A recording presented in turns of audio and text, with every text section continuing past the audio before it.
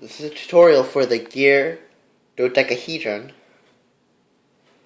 and if you notice it carefully, observe it carefully, you can see that rather than a dodecahedron, this actually works like a regular 3x3x3. However, the centers have two pieces, have two colors, and everything else just looks slightly different.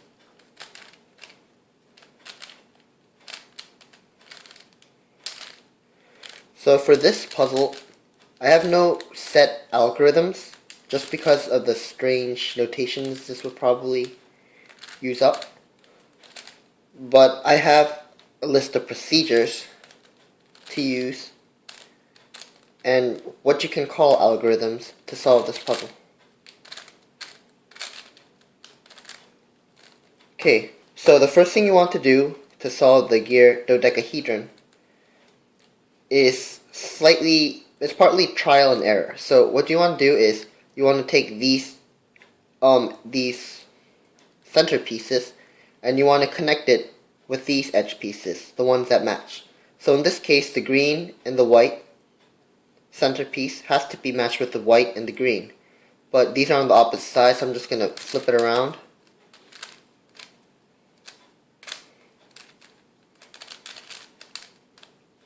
And solve like that. And because of the way this puzzle is constructed, you know that if you solve one of these, the opposite side will also be solved. So whatever you do on one side, the opposite side will copy it. It'll be symmetric. So I've got my first pair. Now I'll work on some other ones. Okay, for example, this one.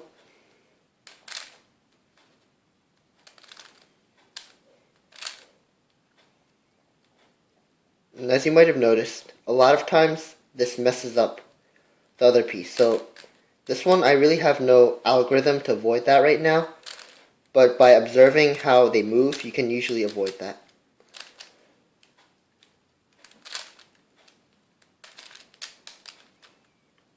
So I've got this pair, and I've resolved this pair. So now all I have to do is to rotate this all the way around once, and I've got all three of my pairs. And as you can see, usually once you finish solving all of these, the corner pieces will automatically match up.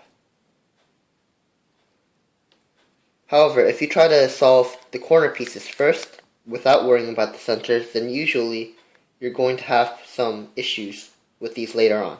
So solving the centers first would be a lot faster and easier to solve. Okay, so now I want to put the center pieces where they belong in respect to their corner pieces.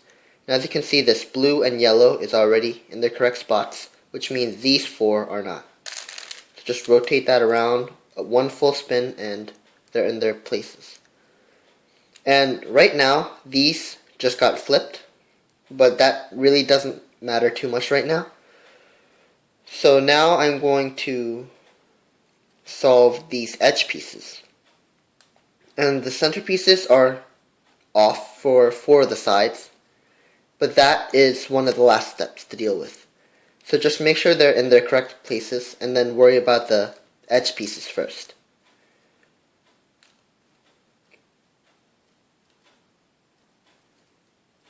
Okay, so to do this, first I'm going to flip around this blue edge piece and this yellow edge piece. To do that, just keep the current center on the top, in this case the blue and the orange. Make sure you keep that facing upwards at all times. So you're going to take the other sides and rotate them around once so that each side rotates 180 degrees from the center or 360 degrees to each other. Then from here, you're going to rotate this 180 degrees and then rotate it back. And then again rotate this one back. So now that has flipped this whole middle section, in this case the centerpiece and the two edge pieces.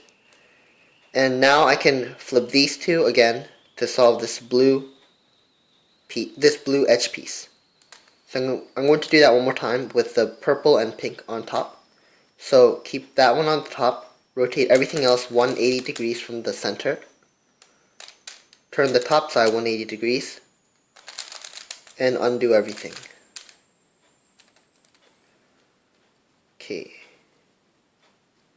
Now I had to flip this one around. I'm just going to turn the whole piece and I'm going to do it again. So 180 degrees from the center, 180 degrees on the top, 180 degrees from the center, 180 degrees on the top. So right now I've gotten all the edge pieces where they have to go, and as you might have noticed earlier, the center pieces are off.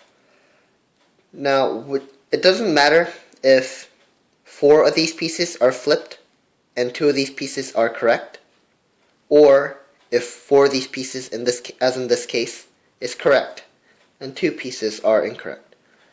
Whichever is the case, take the one that has the minority. In this case, there are 4 that are correct and 2 that are incorrect. So the one with 2 incorrect, I'm going to keep that on the top. If it was the other way around and there were 4 incorrect and 2 correct, I would have the 2 that are correct on the top. So I'm going to start here, and this is a little difficult to explain, but just make sure you have the top center in sight at all times.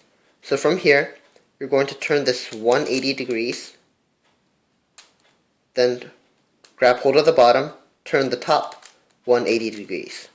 Then move the bottom, move it back where it came from 180 degrees, move the top 180 degrees again, and you're going to repeat that several times. So up,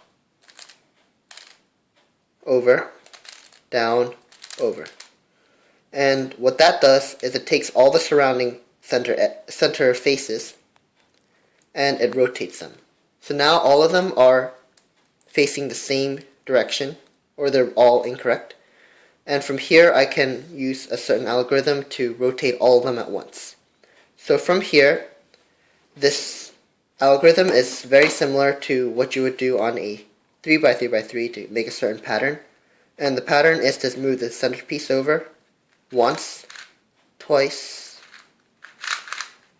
to create this pattern where you have 4 misplaced centers.